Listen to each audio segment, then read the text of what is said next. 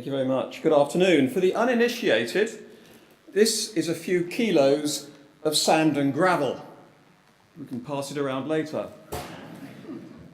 Sand and gravel, along with crushed rock and recycled materials, are construction aggregates, hardly glamorous. But in the UK, we consume over 200, I'm just trying to work this out, over 200 million tonnes of these construction aggregates each and every year. They're essential for the maintenance and growth of our built environment and arguably underpin our economy. Construction aggregates are everywhere. They build our schools, our hospitals, factories, our highways infrastructure, and our homes.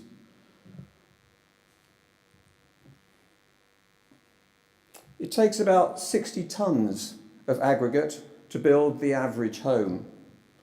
And as some of you may currently be aware, the district councils and the city council are trying to plan for 100,000 homes across Oxfordshire in the period to 2031.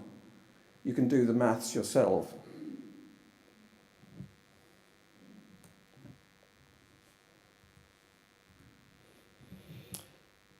Gill Mill is a sand and gravel quarry. It's located in the lower Windrush Valley. It's to the south of Witney at Ducklington, and it was first opened in 1989. At the moment, it's the largest operating quarry in Oxfordshire, and it supplies some 350,000 tonnes of sand and gravel to customers, 3/4 of whom lie within 16 kilometres of the quarry itself. It's in the Windrush Valley for a very good reason. Sand and gravel can be dug only where it occurs, and the lower Windrush Valley has been a major source of sand and gravel since the Second World War. This gravel working has, perhaps unfortunately, transformed parts of the valley, leaving a legacy of open landscape lakes where there was once a patchwork of green fields. Very few, if any, of those lakes had any thought for nature conservation or public access when they were first being dug. But a major extension of Gill Mill Quarry in the 1990s marked a really important sea change in restoration policy for the county. The vision of the county ecologist at the time, Craig Blackwell, who's sitting in the audience today, was to introduce nature conservation and public access by design into the restoration schemes, and also to fund their long-term management through a legal agreement. Gill Mill was one of the first to sign up to a binding legal agreement with the County Council to fully fund the management and the maintenance of the restored sites for 25 years. This was achieved at Gill Mill for just 2 phases of the extraction: Rushy Common and Tar Lakes, as they're now known as. Rushy Common is a 25-hectare nature reserve based on a large open water lake.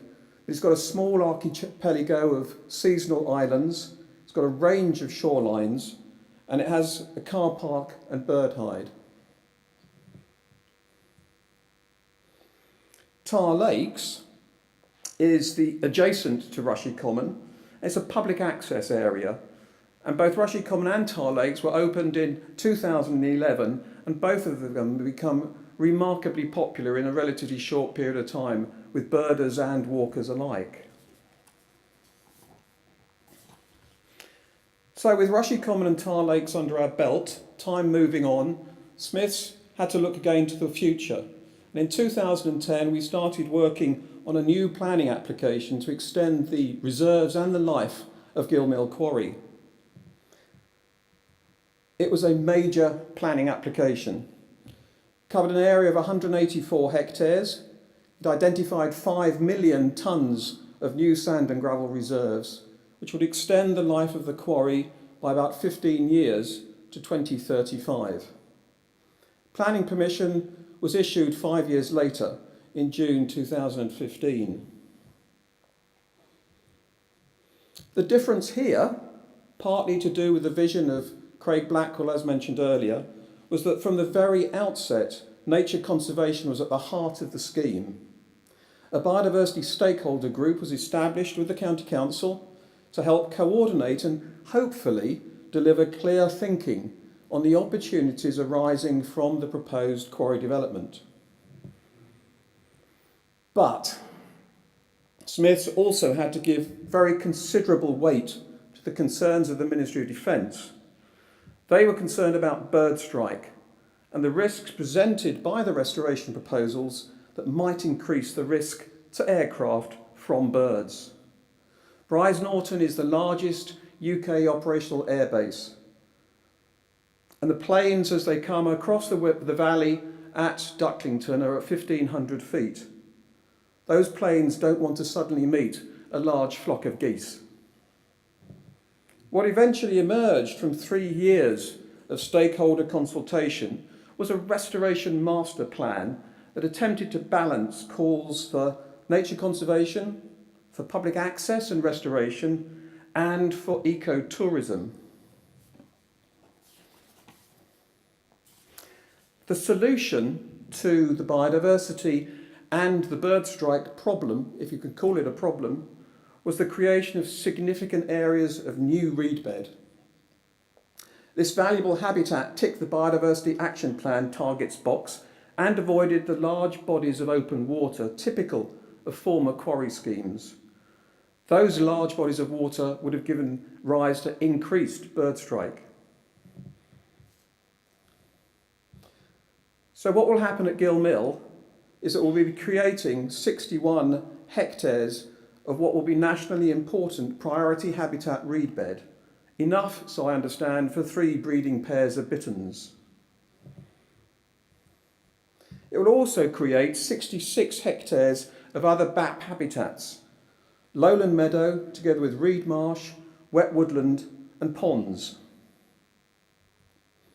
Together, it will provide wildlife habitat for a wealth of BAP priority and other species of conservation concern: water voles, otters, harvest mice, grass snake, reed bunting, bearded tits, the list goes on and on. But how do we actually fund the long-term management of this nature reserve?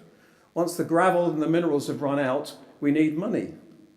So to address the long-term funding for that extended management, the Planning Permission also includes provision for the construction of 16 eco-lodges. They'll be high-spec, short-term lets designed for people who want to be close to nature. The income from these is secured by legal agreement and cannot be decoupled from the maintenance of the nature reserve. Those eco-lodges will be provided with green power from a biomass burner, providing a sustainable approach to the problem of disposing of the biomass arising from reed bed management and woodland management. The biomass burner will be located within the footprint of the existing farmyard, and the silage clamp will be converted to a biomass store. One of the other agricultural buildings will be converted to an education centre to provide opportunities for future generations to learn about the habitats and species found on the site. The restoration also has a health and well-being agenda by eventually providing some 7 miles of new public paths and bridleways. 2 miles of this has already been created and provides the opportunity for a 5-mile circular walk off-road, starting and finishing at the local pub. So, what is the legacy of Gill Mill Quarry? Well, I think that the County Council, the officers and councillors alike, should be commended for having the vision to support a large-scale planning application which involved, to be frank, big, scary numbers, big tonnages of sand and gravel, long delivery periods. They should be credited with recognising that a large-scale, holistic approach to restoration, delivering bigger, better and more connected, was far, far better than a year-on-year, field-by-field, piecemeal approach. So, what is the legacy of Gill Mill? The quarry is there first and foremost to produce sand and gravel to supply the county's needs for building. Yet through quarrying, we are also creating a special habitat and giving nature a home. And so, with huge apologies for plagiarising the RSPB strapline, at Gilmill, I believe that together we can give both nature and people a home. Thank you.